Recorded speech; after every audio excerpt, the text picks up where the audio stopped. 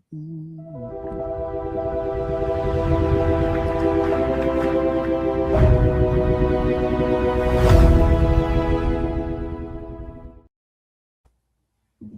morning. How y'all feeling out there? I'm Omi Bell. I'm here with my co-host, Akia Ross. Good How you morning. feeling? I'm good. How are you this morning? I'm rocking and rolling. You know what I mean? I'm rocking and rolling. I'm moving and grooving. I'm making it happen.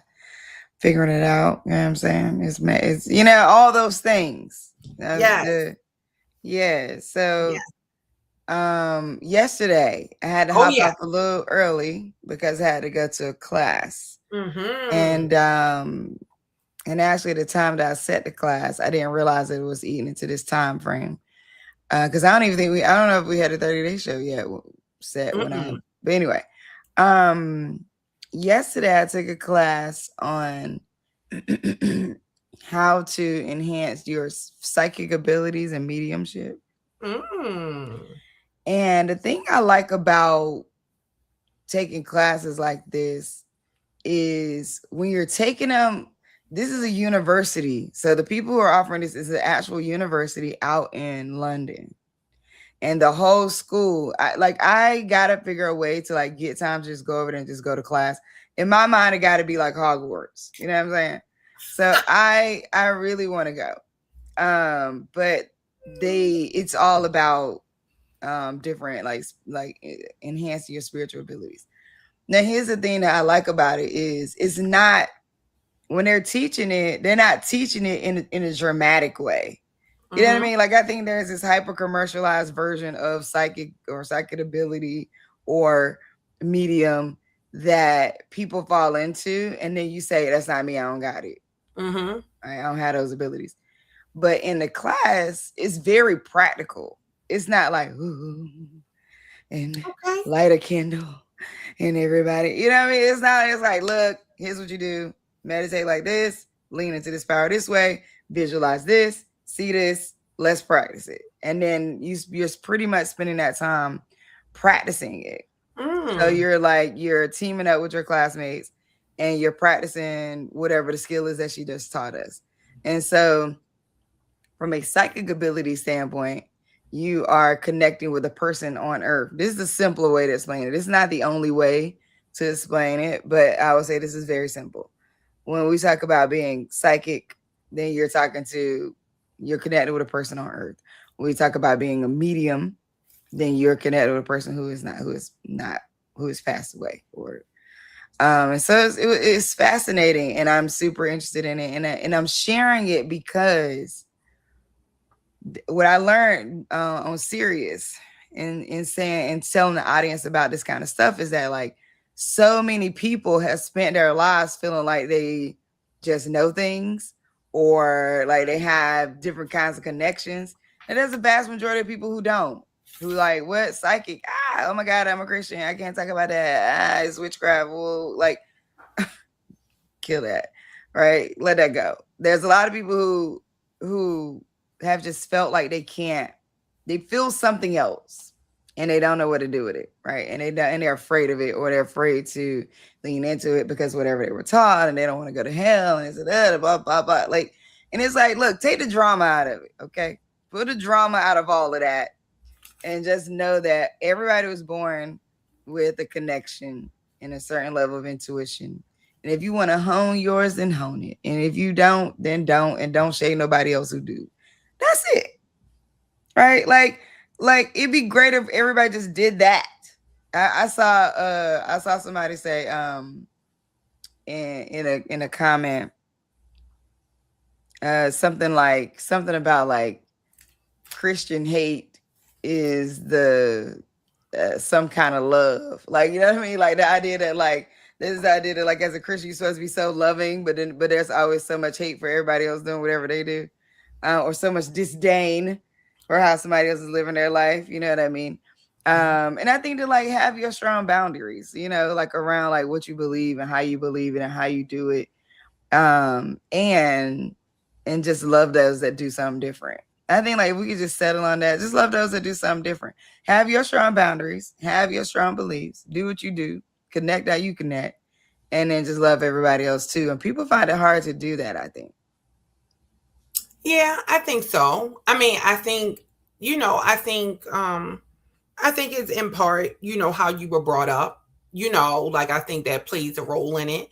I think it also plays a role if you're heavily into organized religion, right? I think that, because some people are religious, right?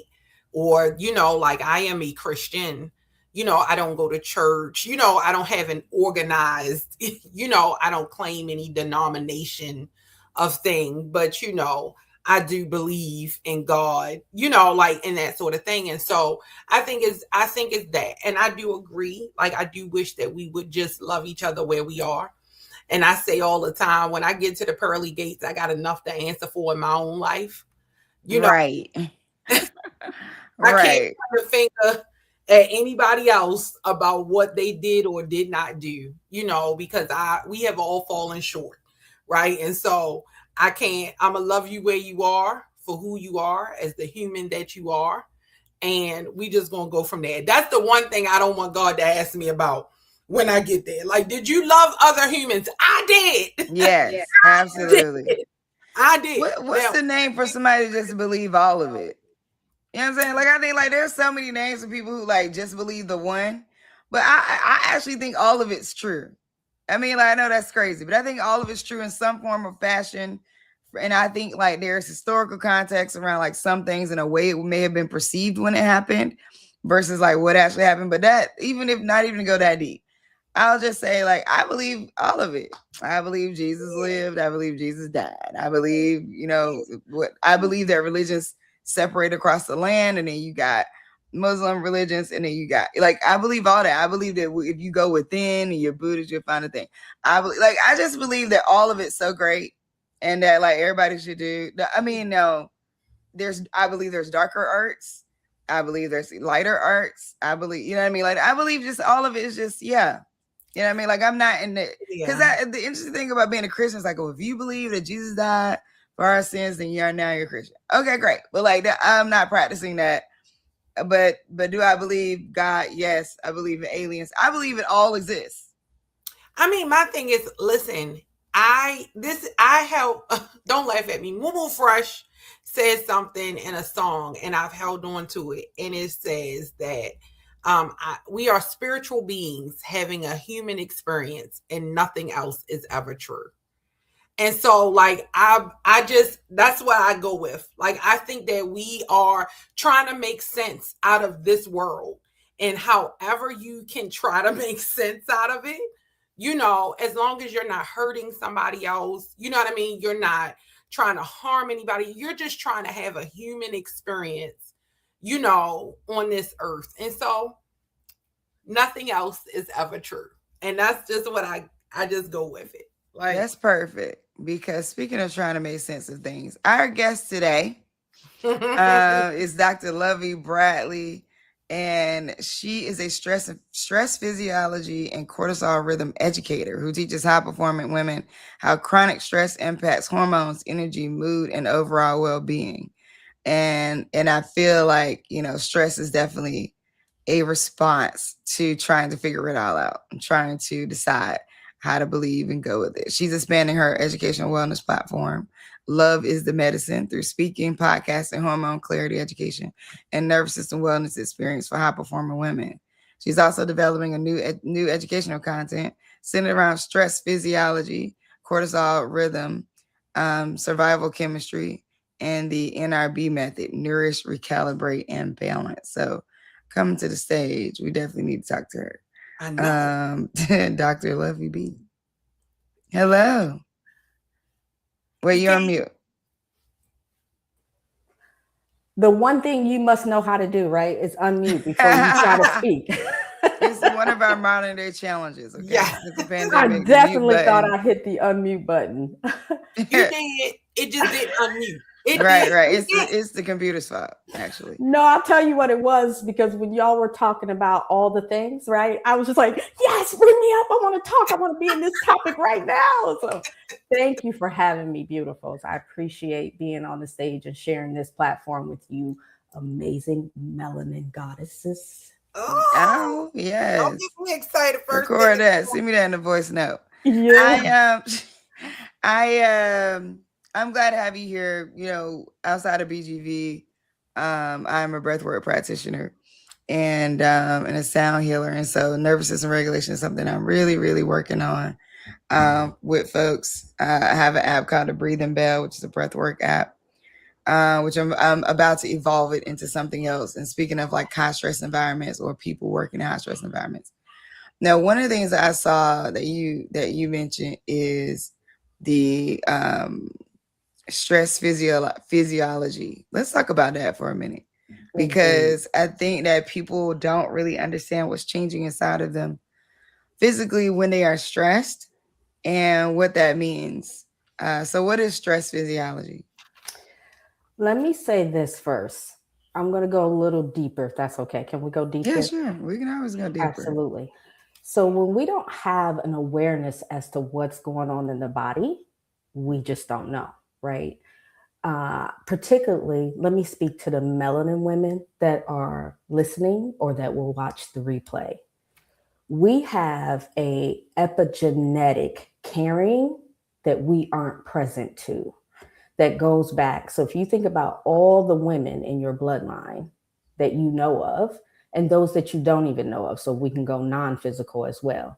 When you think about all the women in your bloodline and what they have carried, it has been passed down generation after generation after generation, right?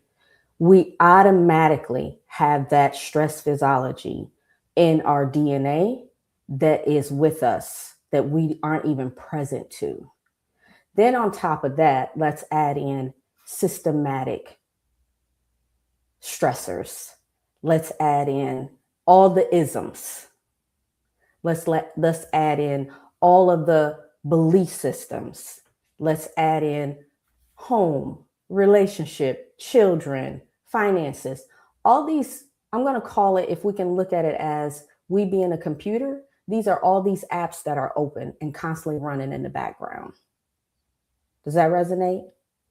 And when these apps are open, yeah, take a step back. I want to talk about the I want to get into the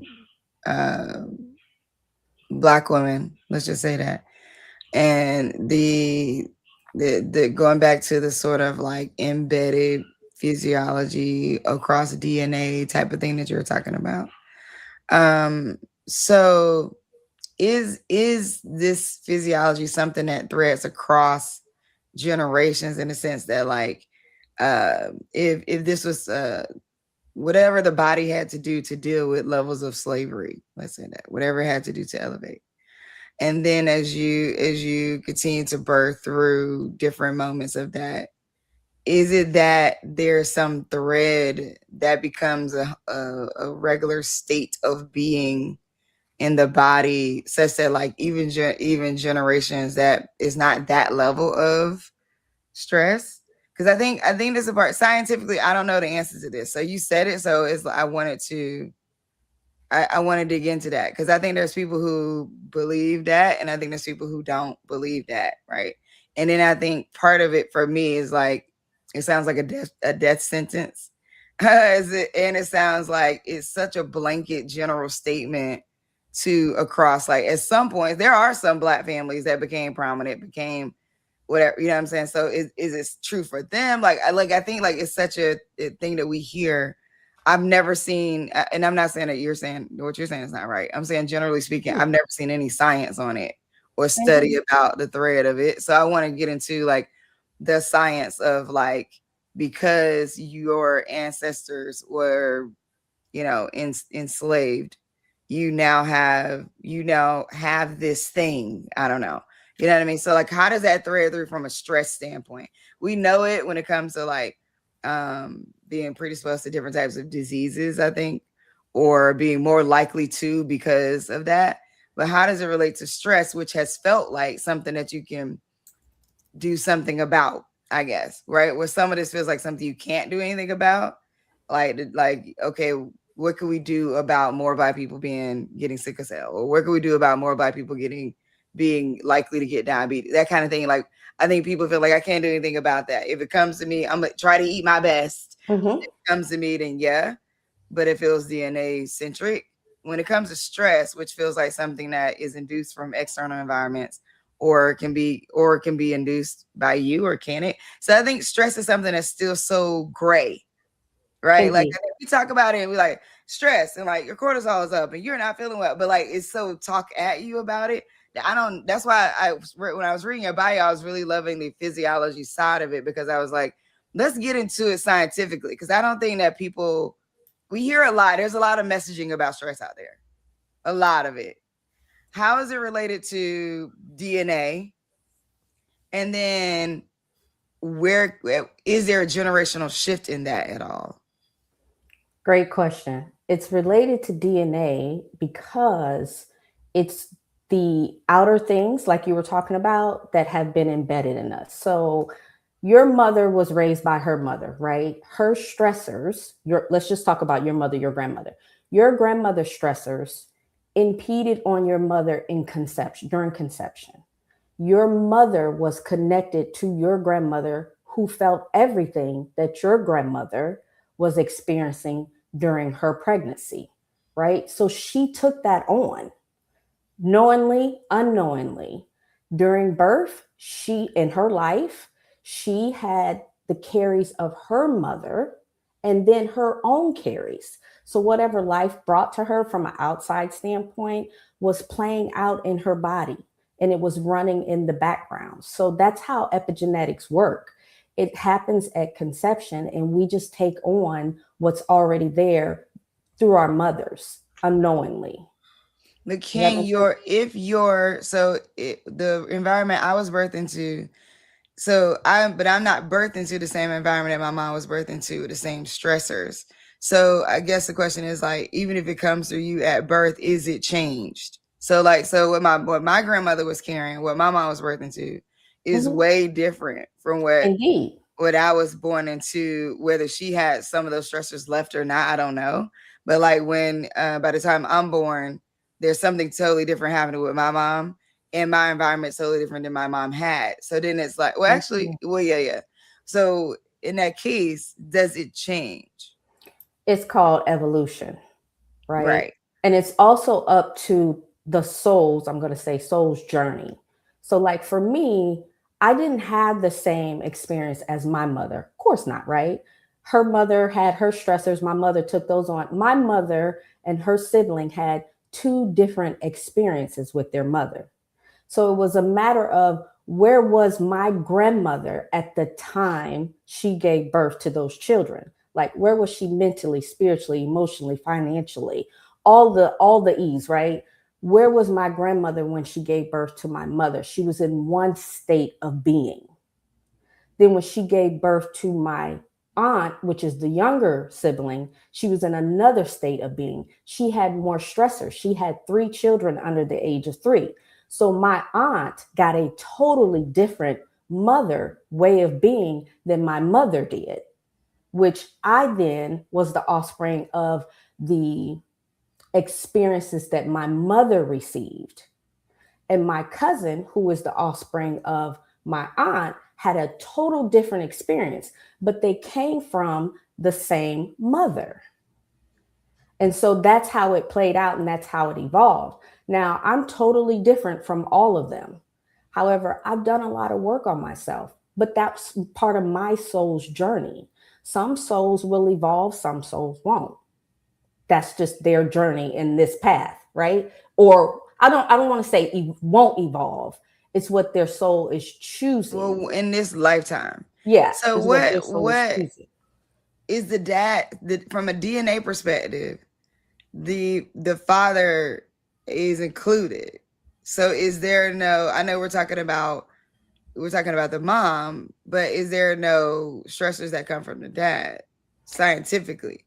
Scientifically, now I'm not a DNA specialist. Let me just put that on the line. So if there are any DNA individuals that are live in the chat, by all means, I'm not confessing to be a DNA specialist.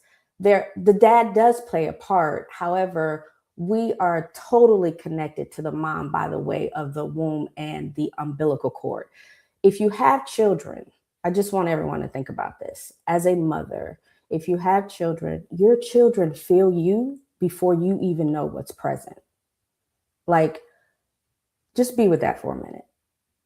If you are in a moment where you are stressed, your children, just pay attention to your children. They pick up on it and they respond to that. We are so connected to our mothers because that's that umbilical cord. That's what has us connected in a way to have us come into this plane. I'm not saying that the father doesn't play a role, he does. But the mother has a total different connection with the child than the father does because of that, in my opinion, the umbilical cord connection, that energetic attachment. From a stress physiology standpoint, it's just one off in a generation, meaning like I'm hearing you talking about like mother to mother to mother. Um so a minute ago when you were talking about like as Black women, we are exposed to what kinds of stress. I'm thinking it's one your mother and then today, or are you tying that back to deeper into, because even with the evolution of racism, like there's different ways we're dealing with it today that we weren't dealing with it, Indeed. 30 years ago even. And so but in terms of this mother piece of that, or this lineage piece of that, is it one generation off? So like basically like your mother, not your mother's mother, or like, because there's a spiritual thing piece of that we could talk about, but I'm just thinking about the physiology side of it. Hmm. I don't have a definite answer for that. Okay. Yeah. Thank you for saying Yeah. that. So, all right. In the why decide to focus on women too? Like, I'm curious. We're all, like in terms of stressors and environments, we're all dealing with it, right? Everything you named is everybody dealing with it across the board. So why focus on women? Why do I focus on women? Mm. In my knowing, and this is my knowing, she's the all creator. Nothing to me happens on this plane without her. So if I can help women become balanced and back in alignment, I know that this plane would look a whole lot different. Through a woman, she heals everyone. So I'm wondering, Dr. Lovey, and I'm sorry I had to put myself on mute because they decided to take the trash out in the middle of our conversation. You know what I'm saying? That's what they like to do. So I've heard a lot of conversation about cortisol, right? And cortisol levels and the impact that cortisol has on, our body and that sort of thing. So can you get into a little bit, especially as a lot of Black women are aging and we're starting to have conversations around perimenopause. A lot of us are jumping into entrepreneurship or losing jobs or changing careers. How does cortisol impact our bodies? And then what are some things that we can do to help level set that cortisol? Because stress, unfortunately, isn't going anywhere, Indeed. right? Our body doesn't know the difference between eustress and distress. It's all stress to the body. Mhm. So how do we impact that?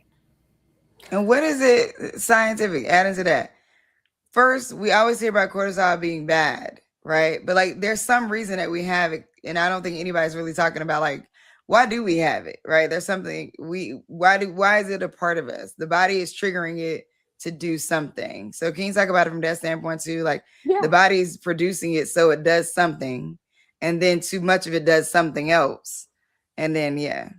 So the body is producing it. If there is a moment where you need to escape from, let's just say that, like you're in danger, the body produces it for us to get out of danger, right? However, it's also like a survival mechanism. So if you think about it, if you're in danger, you need to survive. That's why the body is producing it. However, for most people, their bodies is always on what I call on. So it doesn't know the difference in turning it off because they've been on for so long. Does that make sense? Yeah. Yeah, I think so. If you just stand there, we're talking about cortisol levels. So the body turns it on. Mm-hmm. And what are you able to do because of it? Because I think here's the other thing. Again, I feel like when people talk about cortisol, it's like, you got too much, we need to lower it. And it's like, okay, great. But like, why is my body actually producing too much of it? Like, like what is happening? Like, And then what is happening? Because then there's this like conversation around like, well, you have too much of it and you need to not have, you need to lower it. But there's also not like a lowering of the stress around us.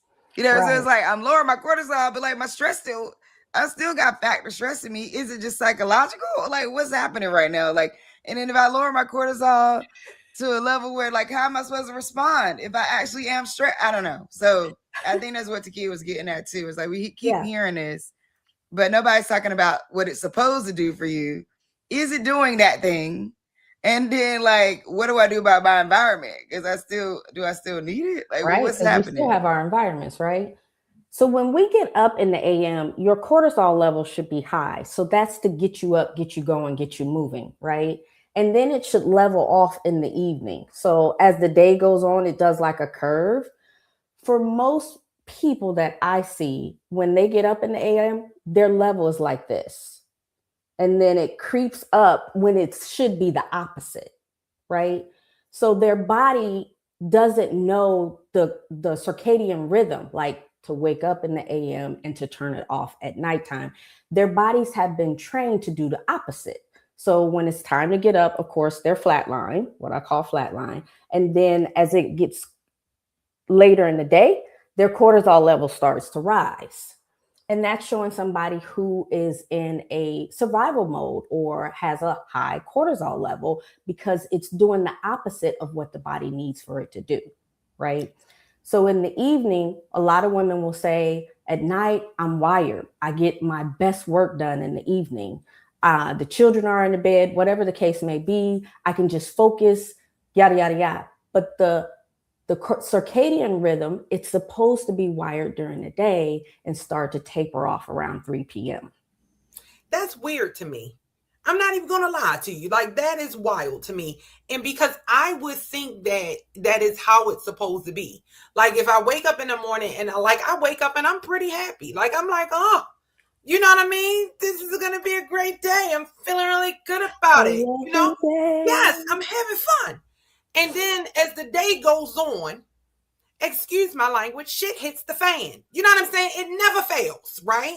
You know, you got you're momming, you're wifing, you're friending, you're working, and so it would seem that yes, my cortisol would go up throughout the day, right? Because now it's like everything is happening. The world, I'm out here, I'm fighting for my life out here. And then I get it that it should kind of come down in the evening time, but in like you said, in real life, in the evening is when I finally get a moment to to think about like, okay, this is what happened to me today.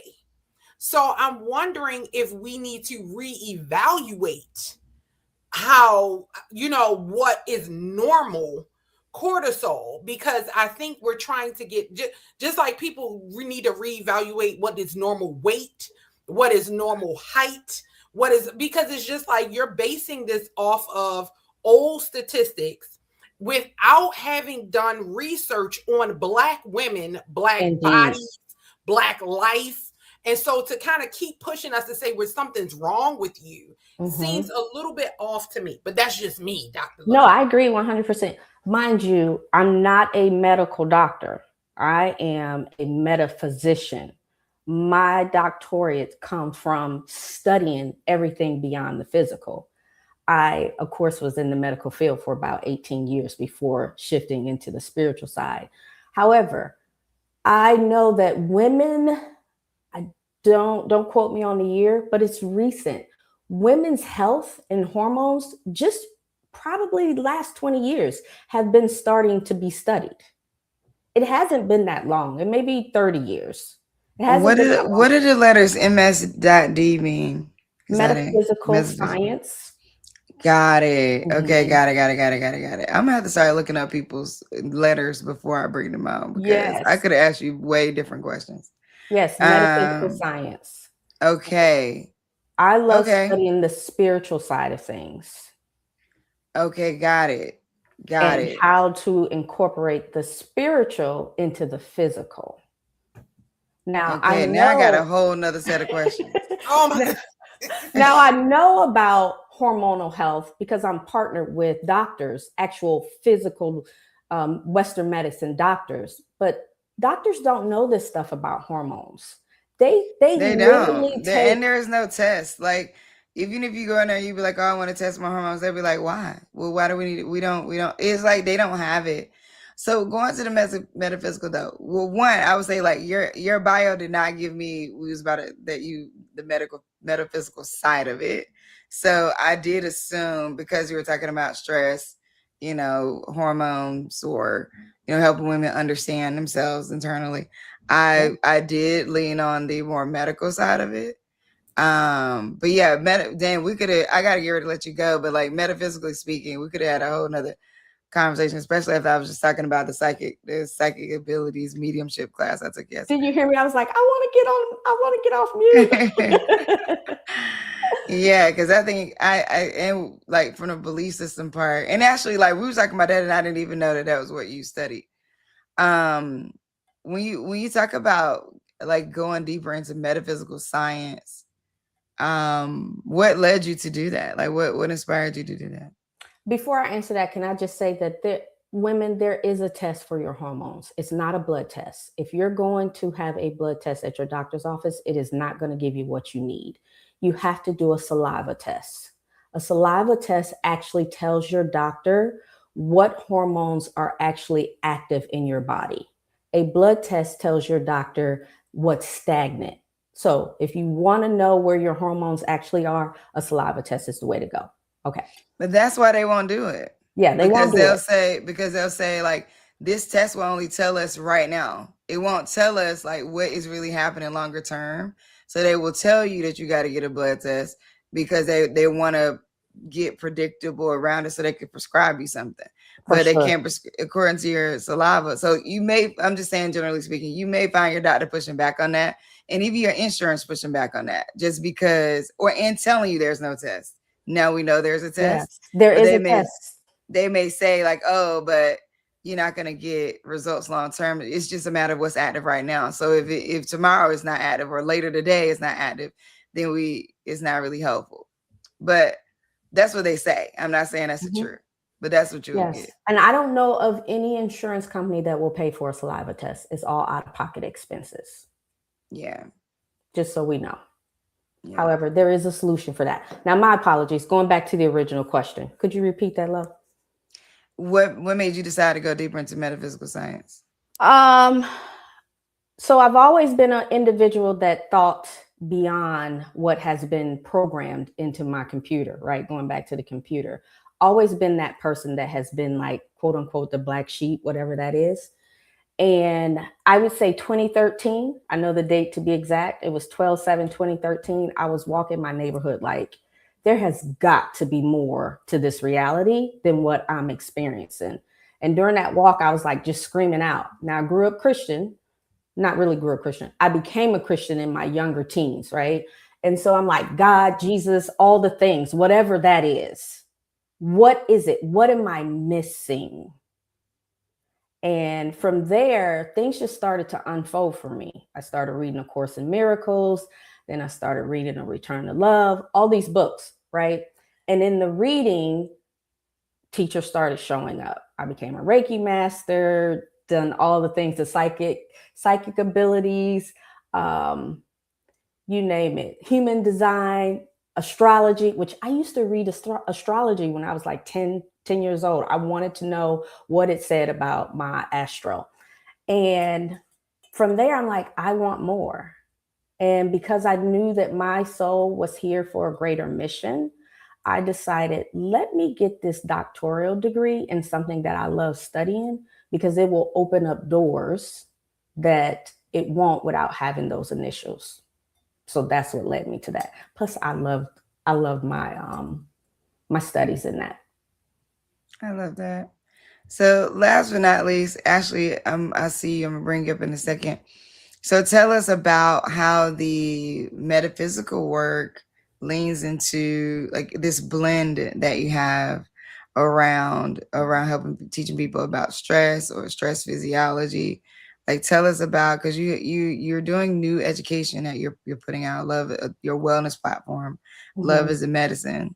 So tell us about how the metaphysical piece of it blends into teaching women, high performing women, about chronic stress and how it impacts hormones and energy and mood. We're all on a journey, right? Whatever we're returning to.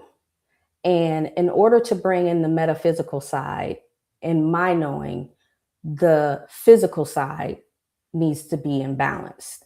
And in order to be in balance, whether it starts with your hormone or I'm taking you through recalibrating your nervous system and helping you just remove stressors out of your life, whatever that means in your physical realm, in order to return to yourself, those things need to be in balance. And so that's how I bring and bridge the two. Let me help you physically so that you can now turn into your spiritual side, returning to yourself.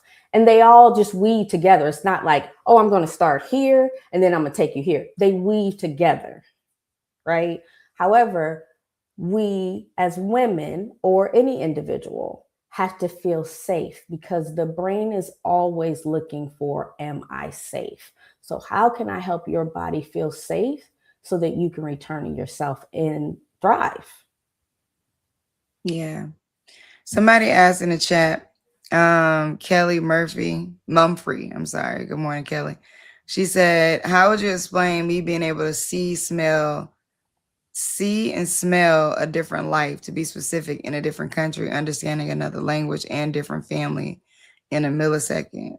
I am INIT, then it's gone, and I'm brought back to that moment throughout the years of my life. I'm in a constant state of wonder. She has abilities, right? So it could be a past life. Well, first of all, I would have extra questions, right? Like, has she been to those countries? Yes or no? If she hasn't, it could be a past life blend. It could be a current thing where she's just picking up on what's happening in that space time dimension. However, there are multiple dimensions here. And when you have individuals that naturally have it, they don't have to do the work to turn it back on. They're able to weave in the multiple dimensions. Some people have to do like ayahuasca, and doing ayahuasca or shrooms, you weave in or open up, turn that light switch on to be able to tap in to those gifts that you have within you. Yeah. Yeah, like I said, we can talk about this all night because I definitely have way more things to say. I mean, in terms of like belief systems, all that, the metaphysical world, and just like the things that we've been taught, things that have been hyper commercialized that are not real, and things that are real that people aren't actually sharing with us. Absolutely. So it's like there's like so much there. So we definitely should probably have another conversation at some point. I appreciate you for coming on, Dr. Lovey. This is awesome. I'm so excited that you decided to go down this path, because I think, one, I believe right now, and I've been saying this, like, a couple of things. One, all light workers are being called to arms right now. Like, no matter what, if you out there and you're positively moving people forward, I believe that there is a strong calling out to say, like, get into this work. It's time for people to do it full time. It's time for more people to really, really lean into it. I also believe that the ancestral realm has been attacked and we don't know it, and people are not addressing it. But like I said, girl, we can go a long way with this conversation. We gotta talk. So yeah, it's so much more there. And I think another thing too, like this, well, I'll have to have you on a different time for us to just like really explore this, because as I was saying, I do believe, like Kelly, right? Like, I don't know how many people Kelly's been able to share that with, or, or spaces, or whether or not she's in the spaces to invite her in to say it. But I think that, like, right now, like, we're live on LinkedIn. There's so many people who, across all these different platforms, maybe professionally buttoned up people, you know what I mean? But having so many different experiences that we have not got an opportunity to mention to anyone. Absolutely. For multiple reasons. We don't want to be looked at like we crazy. We think we kind of crazy. You know what I mean? Like, all these different things. Is like trying to figure out where can you just be with all the abilities that you have, and figure out how to navigate. Yes. Yeah. One of the abilities I have is to be with a person and know when they have a baby at the gate. Do you know how challenging it is to not share? You got a baby at the gate, so I know when souls are entering. Well, tell that baby to go somewhere. Okay. If you see I got a baby at the gate, tell it. That's the first thing I will hear from people. Don't tell me. Yeah, I'm sorry, honey. This lifetime ain't it. Hold tight. Hold tight. What Erykah Badu say? I'm gonna see you next lifetime, boo. Cause this one ain't gonna be the one. Okay. You know what I'm saying? I've been told something like that before. Oh yeah, you got your child. No, you don't have a baby at the gate. I don't see a baby at the gate. Because I cleared her out. I told her a minute ago, hey, sis, I know I look like the one, but I don't think I'm it. You know what I'm saying? God help her. Somebody up there, ancestors, lead her to the right place. Cause indeed. So I get that. Yes, I would love to come back on and have a deeper conversation with you ladies. We should, absolutely. Thank you so much for joining us. We appreciate you. Thank you, Dr. All right. Oh, wait, where can people find you? Because somebody hearing this today may want to reach out. On all platforms at Dr. Lovey B. My website is loveybradley.com. Okay. Thank you very much. All right. Have a good day. Dr. Lovey. All right, man. That's my kind of conversation. You know what I'm saying? You know what? Whoever out there needed to be spared for how deep we was about to go. Listen, if I would have clued in earlier, it was Doctor of Metaphysical Science. I gotta start looking up people's letters. Nope, I would have put myself on mute. I would have knew that wasn't that. You understand what I'm saying? It's just like, how that's not. I'm like, well, I'm here to listen. You know what I'm saying? I'm here to learn today. But I do believe that cortisol thing is it like, some different testing need to be done, because I'm just like, y'all, at a certain point, this life has changed, life has evolved, and I think that we need to really do a better job of evolving our medical information and with what's happening currently. And I just like to think that we're supposed to be high in cortisol when we wake up, and it's supposed to go down as we fight the day. And I mean it. Like, that's wild to think that. So you mean to tell me I'm supposed to be going down all day long? Baby, I'm going up and I'm in the sky. I'm in the sky. Y'all, I think you're right. And you know what? And I think a lot of this is also, like you said, it's old, it's dated. Yes. And it is definitely not related to how we live our lives right now. And there needs to be new studies, new research, new ways of thinking and living. Yes. Honestly, I don't know how anybody, I don't know who the profile was for this, because even in the caveman era, you had to get up and fight some things. That's what I'm saying. So you know what? Shout out to all the scientists out there. We need to really study whether or not we are back in the caveman era of cortisol management, where maybe you got up, it got you going, then you had to go fight a tiger, you know what I'm saying? And so you needed high cortisol. And then, then later on, the moon came, you know what I'm saying? It got dark outside. You know why it was getting dark? Because you was like, hey, it just be getting dark. You know what I'm saying? There was no science behind why it be light and be dark when it be light and be dark back then. They just like, hey, the dark is coming. The dark came, you set a fire or something, and then you just was like, and then you let the fire crackle, and then your cortisol calmed down because you sat at the fire. See what I'm saying? We don't sit at the fire before bed. No. That's part of the problem. We don't sit nowhere. First of all, my cortisol raised higher as soon as that alarm go off. You know what I'm saying? When that alarm hit me, cortisol in the sky. When I gotta wake up and y'all homeboy decides that he's going to an amusement park with some sweatpants on, cortisol high in the sky. Okay, they don't talk about that. They don't talk about that. They don't talk about that part. You know what I'm saying? I sleep to sound bowls and like wave sounds, right? So I'm trying to figure it out. But then I can't listen to sound bowls all day. But I will say, here's what I say. In learning how to do breath work, and this is why I'm so all about it, is because you can do it in a moment. You can find yourself moving through. There's a couple things that I've learned around stress management.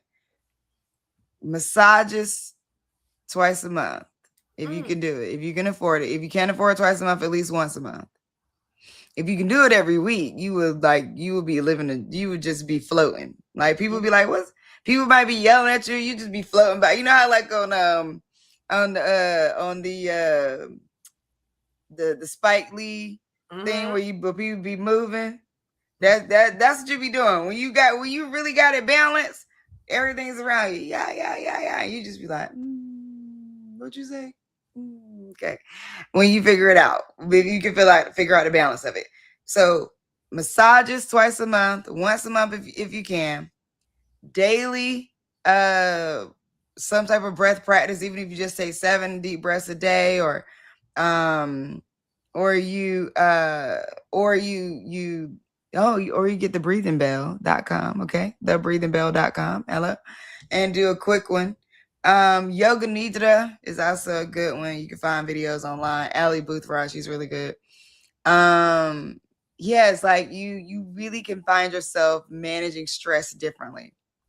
You know what I found on me? I found for me, like, because I haven't gotten into like breath work and yoga and that sort of thing, just yet, because I'm open to it all to get this stress down. But what I realized was that I need a routine. And when I'm outside of my routine, my stress level goes high, right? So I have a set routine. I need quiet now. Like, so I need a space to just be quiet, like just to sit in quietness. Journaling helps, like just to kind of get it out. And sometimes, and disconnecting. Because right now, especially with social media and the news, all of those things, like that can set you off in a half a second. Like before you know it, you are set on fire. Right. And you ain't got nothing to do with you. That ain't even had nothing to do with you. So I think I think it's a lot of things that can be helpful to us. I think it's just about taking some time to figure out what it is. Like, I think that's right. I agree with you. And this is good because this is more health care conversations. Ashley Burton Mims is the founder of Emerald and Rose Consulting and managing director of Black Health Explained. With nearly 2 decades of leadership experience across corporate and community spaces, she empowers women and gender expansive people. So coming to the stage, okay, Emerald and Rose founder, Ashley. So come on down. How you feeling? Hi, good morning. You guys are talking about my favorite thing already, taking care of ourselves as Black women. So absolutely. And so what I'm all about. Tell us a little bit about Emerald and Rose. Sure. So, like I said, my intro said, I had a pretty long career in corporate retail. I did a little bit of everything, and I ended up getting burned out. And what that looked like for me was having panic attacks, not really being able to walk, but also thinking like, I'm supposed to go through this. I'm supposed to endure. And even when someone said to me like, hey sis, I think you need to take a break. I think you need to take a leave of absence. I was like, me? Like everybody around me is still doing this and figuring it out. And I absolutely needed to take a break. So I did take a leave of absence and had pretty much a full breakdown. But during that time, I realized like in talking to other Black women and mentors of mine, either they've taken a leave of absence and taken a break during their career, they are just going through it and suffering in silence and thinking like I did, that this is what they were supposed to do to be successful in life. So it helped me to really get focused on launching my business because I was like, I don't want anybody to go through what I've been through, especially another Black or brown woman. So we launched Emerald and Rose. And so what we do is we facilitate community-based events, workshops. Most of them are like very hands-on. So you get to experience play, you get to experience rest. You get to experience really being more in tune with yourself, but the takeaways are things that you can incorporate in your life. So Tanika, I love that you are journaling and that you're unplugging because that's exactly what I would recommend. And breath work and somatic work, like sound baths, are also excellent, excellent, excellent. So you both were already talking about what I encourage women to do, but it really is figuring out what's right for you. I think that's the part where we get a little stuck. So like for me, it was people telling me, oh, just take a nap. And I'm like, why? And when research will show, especially as Black people, like taking a nap can be seen as laziness or unproductive. If you're African American, you have slave in your lineage, right? And so a nap was a dangerous thing to do. So that still lives within a lot of our bodies, and we have to untrain ourselves from that. So it took me a long time to be like, okay, a nap is safe. But there are actually 7 different types of rest. So nap isn't just one of them. Run them down. Go ahead. What's the All 7? right. So the first one, excuse me, is a physical rest. So that's like stretching, massages, which you were talking about earlier, stillness, naps included in that. Mental rest are like things like journaling, meditation, taking breaks. Emotional rest, this is probably one of my favorite, is like being in spaces without judgment. So really taking that time to be in a safe space. Social rest, so getting away from those energy vampires, the people who actually drain you. So removing yourself from that. And that could even be our family members. Creative rest, so think of coloring, being out in nature, really observing. There are these walks called like all walks. So think about walking down the street and literally stopping to smell the roses. Sensory rest, so that's the unplugging, that's like being more still. So sound healing can fall in, or sound baths can fall into that as well. And then spiritual rest, so being connected to some higher power greater than you. So I love the metaphysical talk. I'm very much in that space as well in my own personal practice. So spiritual rest would fall into metaphysical and things like that would fall into spiritual rest. Where are you based? I am based in Detroit, Michigan. Oh, okay, cool. Yeah, we had a bunch of amazing women that we've been working with. Three of my friends are in your cohort right now. Oh, okay, wow, I love that. So question for you around like how does Emerald and Rose work? Like what is it, like classes? Is it product? Is it events? Like what, like how do people get engaged? So it's events and classes mainly. So I don't have a physical product yet. But we do, right now we're working on the 7 different types of rest. So we're facilitating, actually, we've done 1 workshop already this month, and we have 2 ahead of us, in different ways of like bringing rest to you. But our greater mission is to bring rest to the community. So right now we're working on, excuse me, I'm going to take a drink of water. And your water bottle's green. Come on, brand. Let's go. What are we doing? Yes. I normally am wearing green, but I couldn't find the same jumpsuit. So close enough. You got me because you got a jean jacket on. You see what I'm saying? We're not giving up these jean jackets. I don't care what these folks say. We like, we need our jean jackets. Period. Yes. I just got a new one. I'm proud to wear my jean jacket. But yes, I look like a mom. It's okay. I am somebody's mama, so it's fine. But yeah, so the workshops this year are mainly focused on the 7 different types of rest and how to incorporate them. So they're very hands-on. So we do coloring, we do sound baths, but our greater mission is to bring rest to the community. So we're looking forward to bringing rest to different neighborhoods in Detroit. And so what that would look like is being like in a community-based setting and having rest activations throughout. I do have like a little mini rest quiz that people can take to identify which type of rest they're currently in need of right now.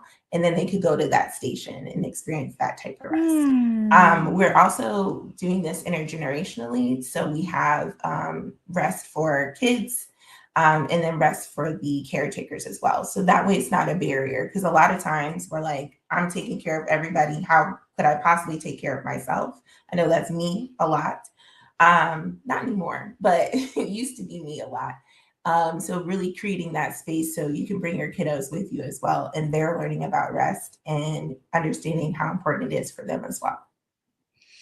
I love rest quiz. I'm gonna think about that, but I really like that in terms of so what I love about the like come to a space, take a quick rest quiz, and then sort of like going and experiencing each type of rest is because I think that like people also don't necessarily know how to how to do that particular kind of time. People don't even know how to rest. That's so true. That's so true on me. And I was just about to say that because like when you were listing out like the 7 different types of rest, I'm just like, all I know is a nap.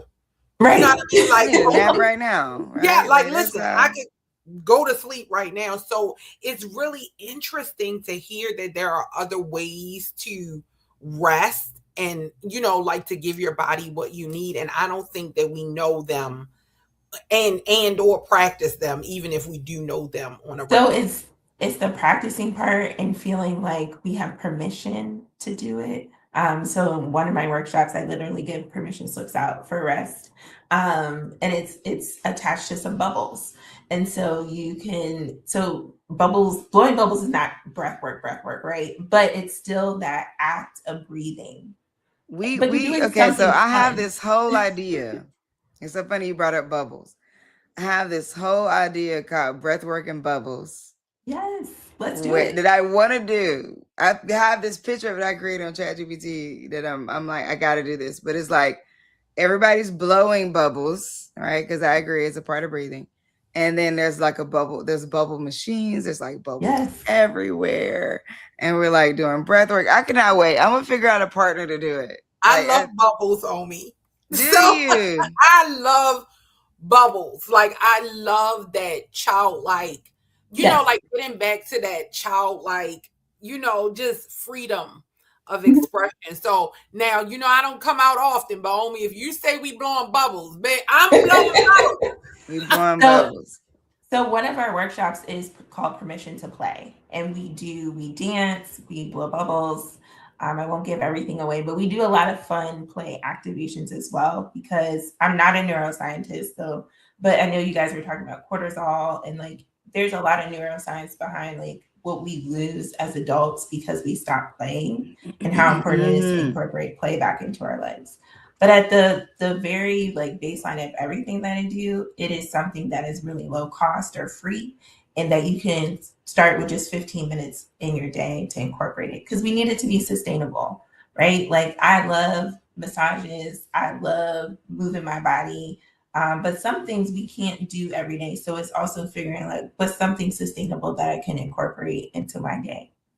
Ashley, I have one quick question. I recently attended a conference, and it was for women, and they had an amazing speaker who was a doctor, and she was talking about like menopause, right, and that sort of thing. And she was bringing up that a lot of times organizations need to incorporate some of these types of techniques into their accommodations for employees. So that she was bringing up, you know, different things like, you know, like having fans and taking extra breaks and, you know, like having time to walk and that sort of thing. So I was wondering if you thought, like with your work, if possibly rest could be a part of accommodations that employers need to think about as they start, you know, as we get into hiring and that sort of thing. Is that something that could be incorporated? Yes. And from my corporate background, 1000%, there's some places I even worked at that had like a nap room, but like nobody was using it, right? And it was just like one room somewhere. I think I went like one time, but because like we were talking about earlier, if we only think of naps as the only type of rest, then it is really hard if you see everybody at their desk typing away to be like, oh, I'm gonna go take a nap, right? Like, so there's a lot of unlearning that we have to do. And I am speaking at a conference, with a leadership conference at the end of this month, to talk about exactly that. How do you incorporate rest into your day? I'm not talking necessarily to like a HR professional, like you're saying, which thank you, reminder that could be a next step for me of how to make it a benefit for that organization, because it is that. And not just from a menopause standpoint, but from returning back to work after having a baby. For us as women who are still menstruating, having time during the month to come into work maybe a little bit later or work from home. There's a couple organizations that do offer that time off during your menstrual cycle, which I think is absolutely amazing. So I feel like we're getting there, but it is definitely women led. I know none of us are surprised by that. Yeah. So we got to get ready to let you go. Our next guest is here. But what you want to leave the people with? It's more than a nap. It's definitely It's more than a nap. I like that. Rest is more than a nap. I like that. Yeah. So question for you around that, real quick. The thing where you do the rest quiz and you have like the stations where people can experience different kinds of rest. Can you travel with that, or is it like mainly Absolutely. practitioners that you know in Detroit? Absolutely. So we can travel with that. We are seeking funding right now for Detroit specifically, but it's something that I've done in other cities as well. So I am based nationally, even though I'm physically in Detroit, but most of my workshops aren't just here in Detroit. Okay. All right. Sounds good. emeraldandrose.com. Make sure y'all check her out. Thank you so much for joining us, Ashley. Yes. And connect with me on LinkedIn. It's my name, Ashley Burton Mems, or on Instagram, it's burn.bright.not.out. Have a great rest of your day. Bye. Thank you. You're beautiful. Thank you. You know, and I really appreciate that today is shaping up to be a show about health and metaphysical. How about that? So I love when that happens, and I say that every time. Like the show just shapes itself. Like we didn't plan to have everybody come on today to talk about health or healthcare or women's health. It just happened that way, divinely. Metaphysical, bringing that into it. Hello. So we're gonna keep the party rolling then with it, because I think this is, like I said, we didn't know. Coming to the stage, our next guest is Elizabeth Ferguson, and she is the creator of the Sankofa Collective, a highly curated e-commerce platform that connects conscious consumers with pharmacists, vetted, Black-owned, advanced clean products for everyday hygiene and self-care needs.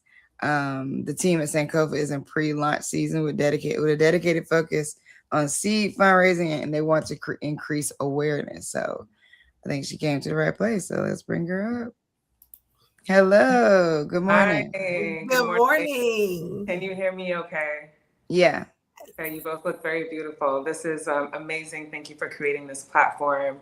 It's exciting to see so many ventures come on here. I learned so much today, and it is kind of ironic that the theme has been healthcare. I am also really looking forward to September in DC for the Pull Up and Pitch. Okay. Experience. So looking forward to that experience and seeing what the energy is like.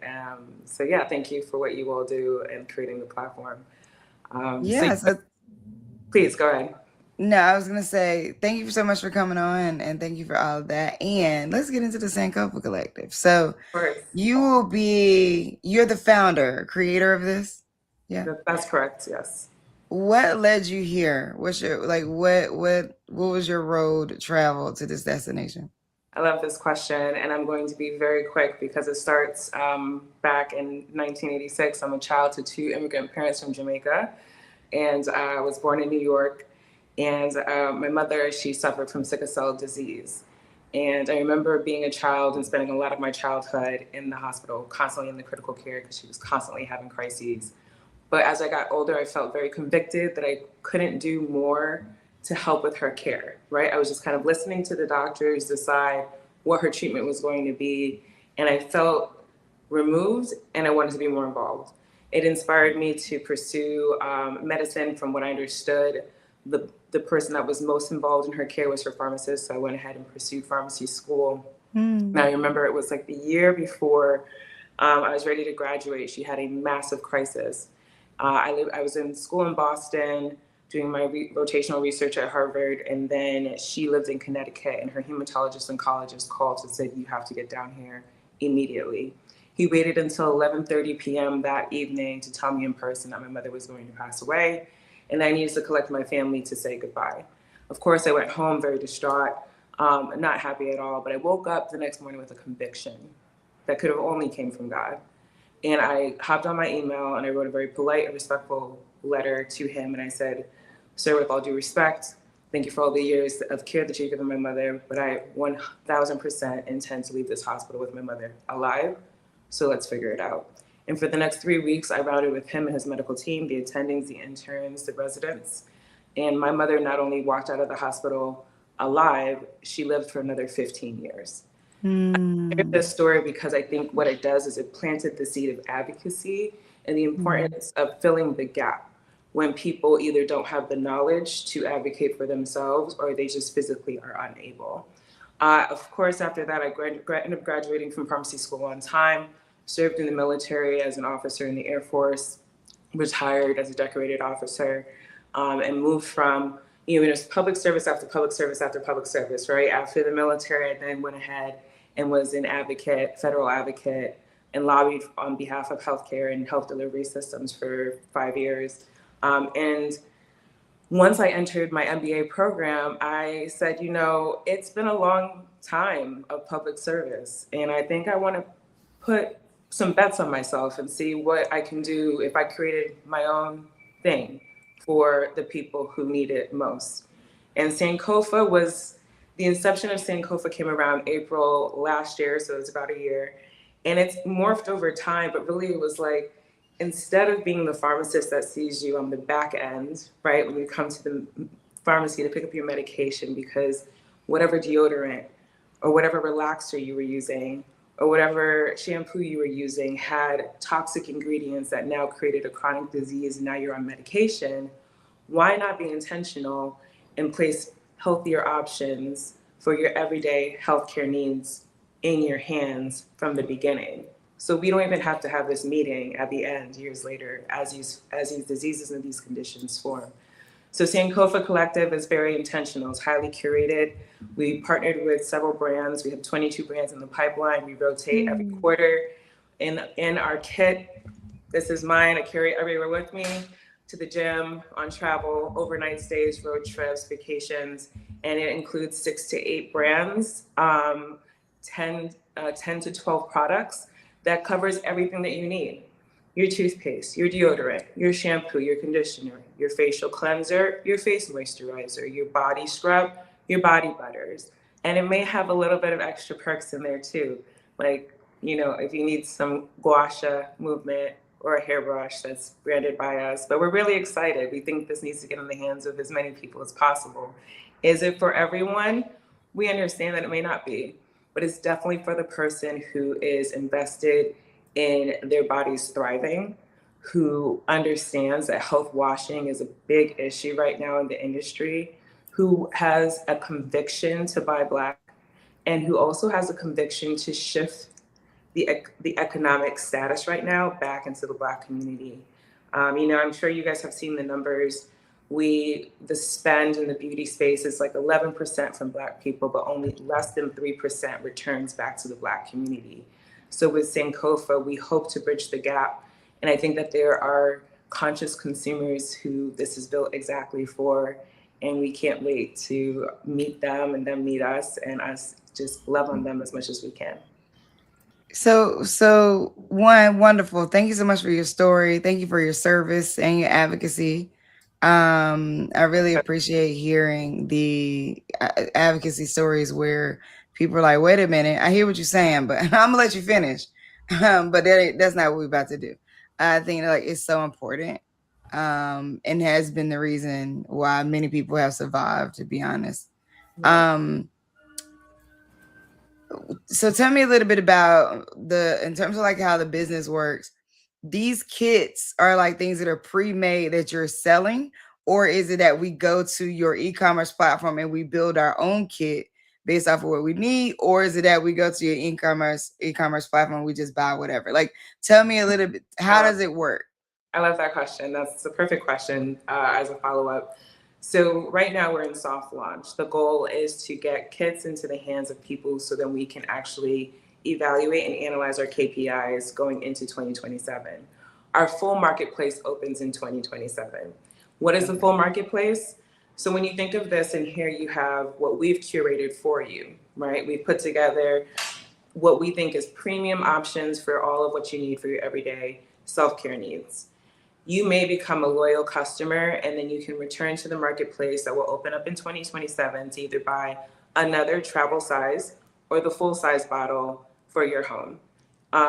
There is an option to curate your own bundle, but that also will not launch until next year, 2027, because again, this year is a soft launch with intentions to keep things fixed.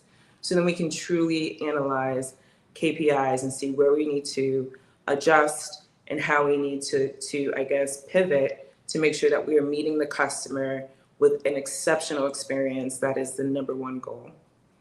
And who is the customer exactly? So I think I like one.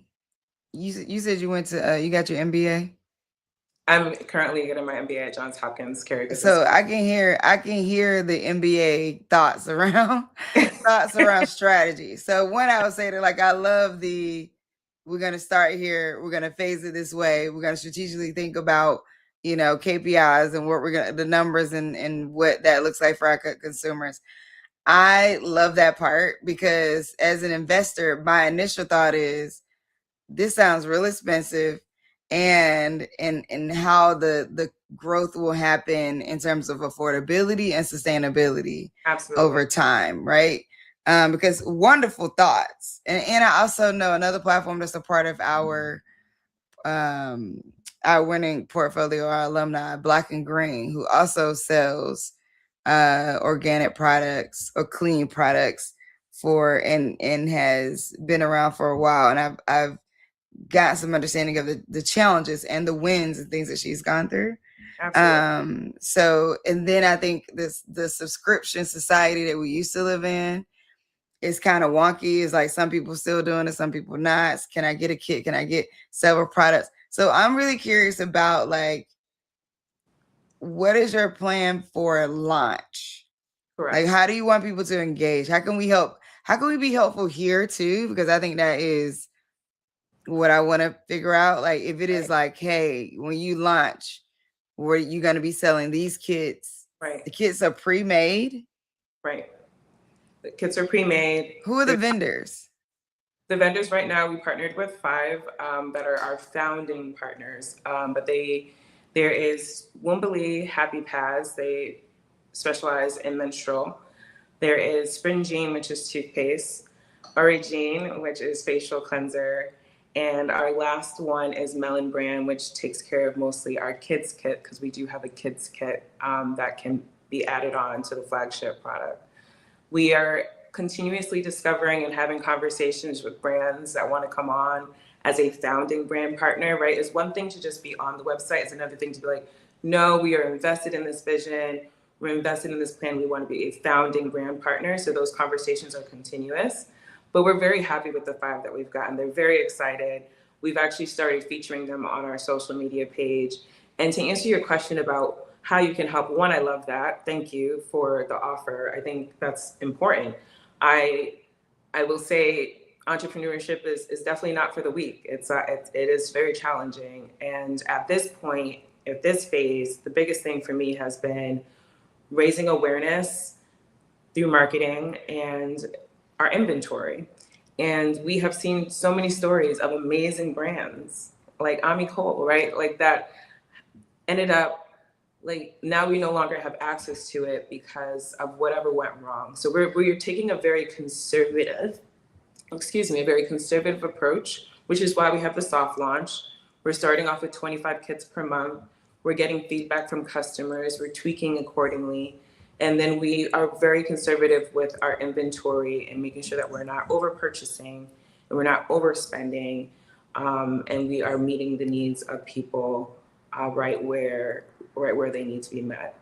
So, but the biggest thing right now is raising the capital so then we can buy the inventory, and the capital so that we can be aggressive in our marketing so people find out about us. It's one thing to create something great, but if no one knows about it,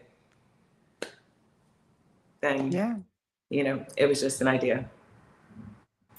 I'm really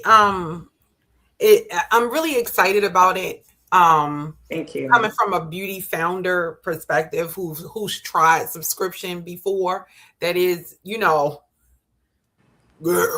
you know what I mean? Like, it's one of those, like, whoa, like, it's absolutely something to think about. But I am excited about the curation of product. And so how would a founder know? Like, if a founder, do you have a requirement for the types of founders you are looking for to partner with, right? And if so, what are they? And then two, how would they, like, if I'm like, oh, I meet those qualifications, Right. how would I, reach out as like, I'm the one, I have what you need? How are you vetting your? That's a great question. On the website, there is a twofold tab where it's, partner with us, and we kind of go through what we're looking for. It's kind of like the information page. Then there's a separate page where it's like you can apply to partner. And I'm sure that the partners that we have now will tell you it's not an unrealistic application, but it is detailed, right? We want to know, are you Black owned? Are you at least 51% Black owned? What ingredients do you have in your products that are restricted on our website? What are some of the ethical standards that you maintain within your business? Because that's important to us. How do you drive the economic shift in the Black community already? And how would you like us to assist? There is a part of the application where we also offer founders an opportunity to be exposed to, like, my personal network, right? From being a pharmacist to lobbying to being in business school. Like, my network is expansive. And if they need help with marketing strategy, if they need help with formulation, that they can actually lean into my network complimentary for 6 months and get access to just strategy and growth, which I think a lot of them find attractive. But it is an extensive application. I would say it takes about 25 minutes to complete. And we go through, we haven't had to reject any yet because we are very clear in our standards, but it's both available on the website. And we've had some really great applications so far.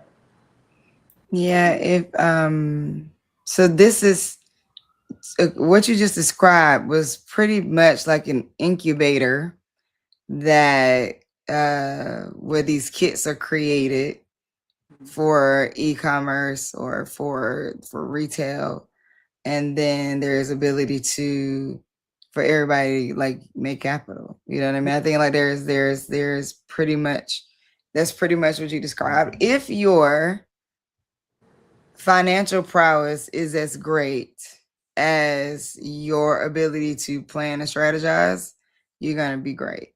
I appreciate that compliment. You're gonna be great. That really gives me, like, I have goosebumps. I really appreciate that. I really do believe, I'm sure that you guys have experienced this before, like, at times where you're like, is this right? Like, am I on the right track? And yesterday I took, like, a spiritual day just to, like, get realigned, because I do believe that this is right. Like, I do believe that this was placed on my heart for a reason. I'm trying to be obedient and carry it out, but it is challenging. It is challenging. It definitely comes with some challenges, but I'm staying the course, and having conversations like this with ladies like you definitely motivates me to keep going. And thank you. I think you got some angles. You know what I'm saying? So, like, I think I would, to be honest with you, I don't know that general public is where I would go if I were you. I would go to the military. Oh yeah, no, we are. That's like, I would make that. Yeah. I would sell to the government. Like, I would make it a strong. Like, listen, these DoD contracts, these contracts are huge. Yeah. So, like, I think trying to fool around with, like, general public selling this is meh. I mean, if that's what you want to do and you feel it in your heart, I wouldn't deter you if you're like, that's no on me. This is the way I gotta go. Hey, do you? But I would definitely consider the military. I would consider camps, like different, like, refugee camps, or different, like I would consider even freaking what is it called? The Peace Corps. Yeah. I would consider places where, like, people need kits specifically. Absolutely. Because I think you have a twofold thing happening. Like I said, I think you have the ability to have this incubator with clean clean products that feed into this e-commerce side, that is like specifically related to larger entities of groups of people on mission trips, you know what I mean, stuff like that.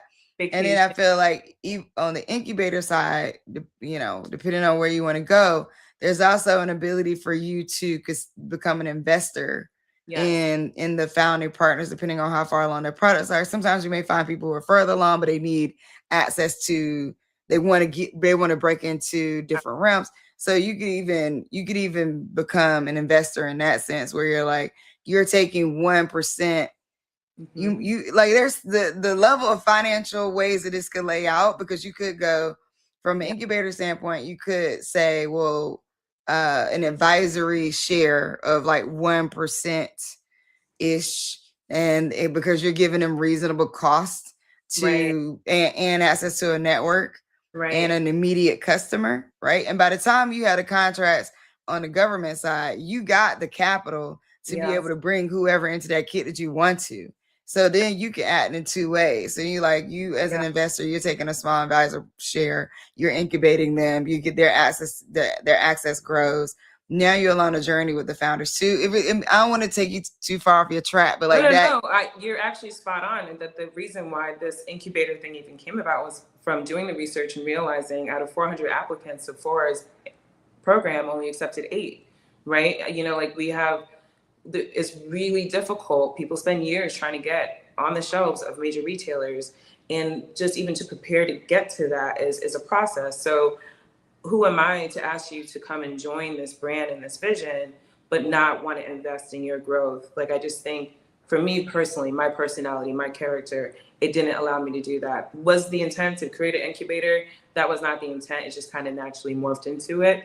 I love the idea about the military. I remember when I was serving and I was deployed, I could not find products for Black hair, skin, or anything like in my remote location. So yes, shipping to FPOs, APOs is definitely a part of our strategy for next year also.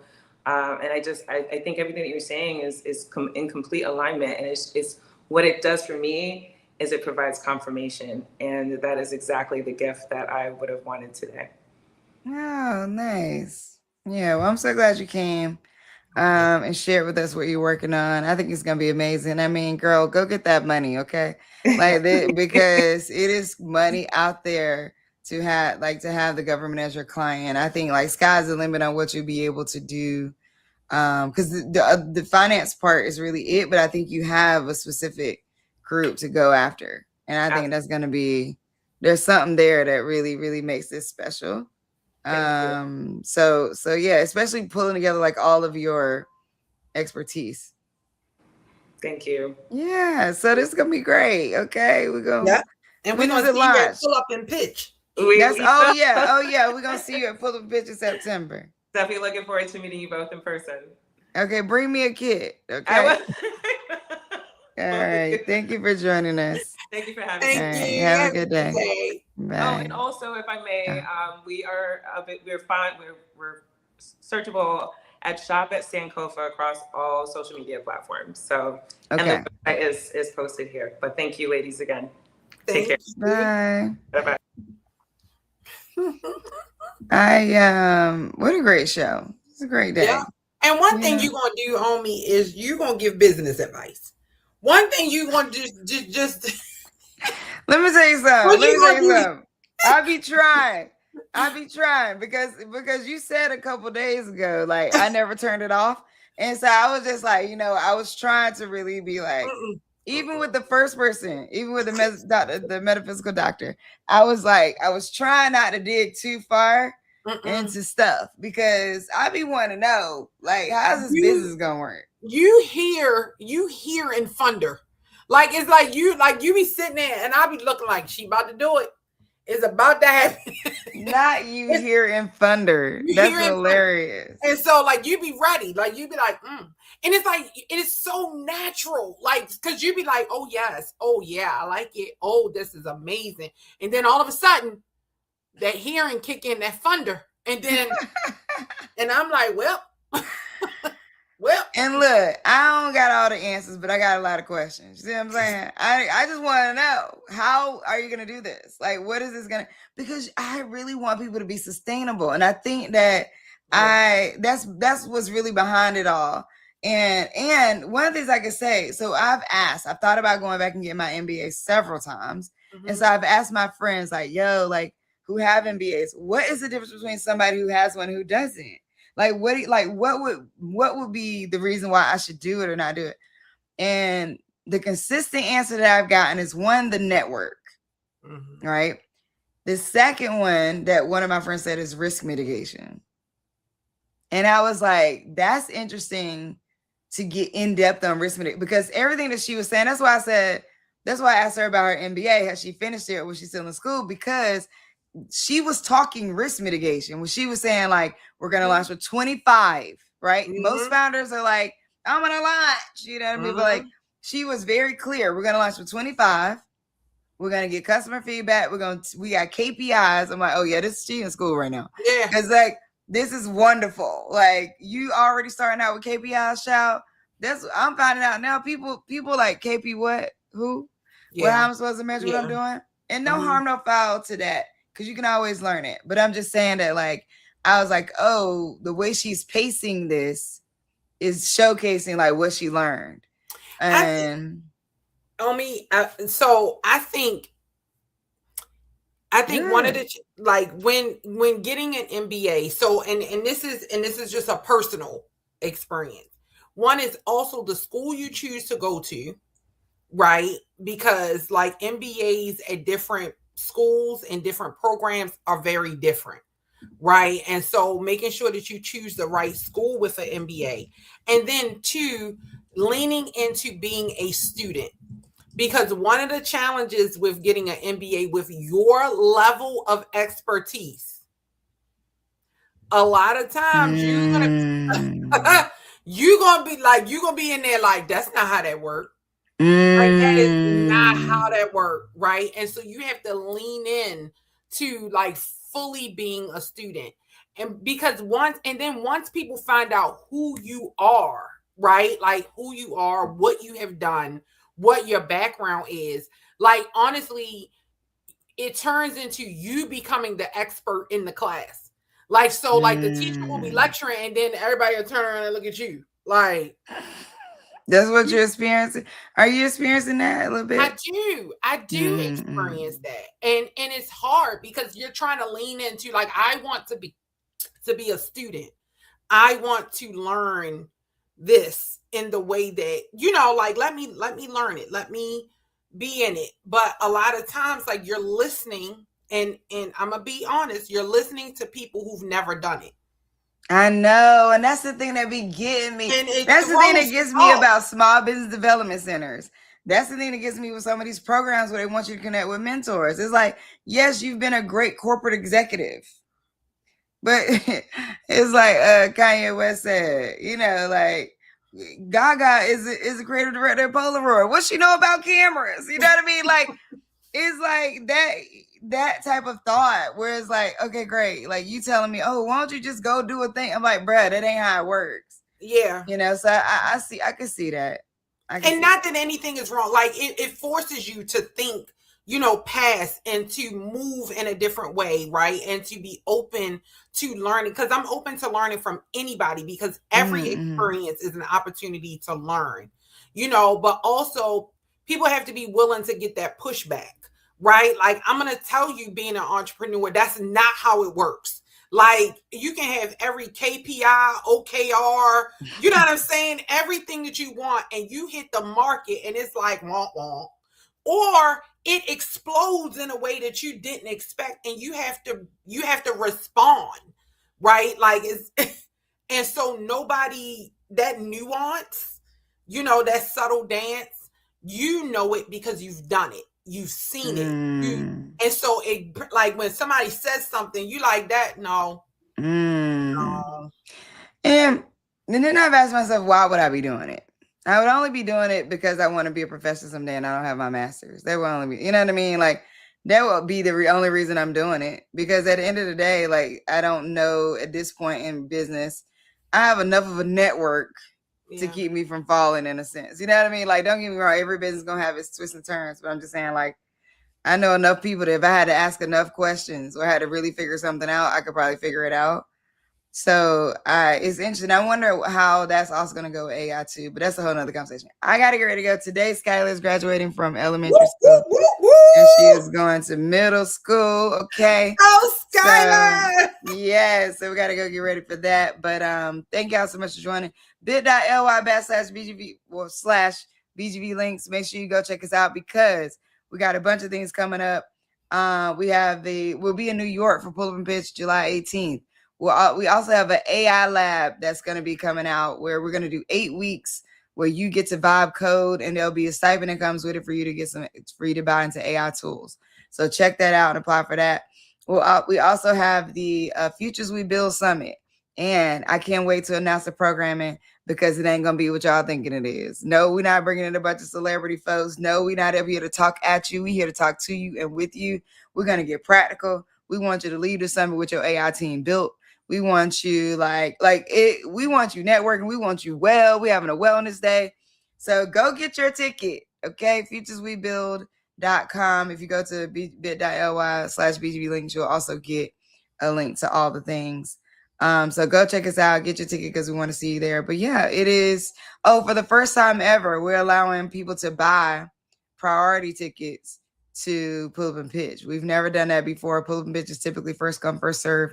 But if you buy your ticket to the Futures We Build Summit, you will be able to decide to upgrade and get a priority ticket. That means you are guaranteed a spot in line as long as you show up at a certain time, by a certain time, before the doors open.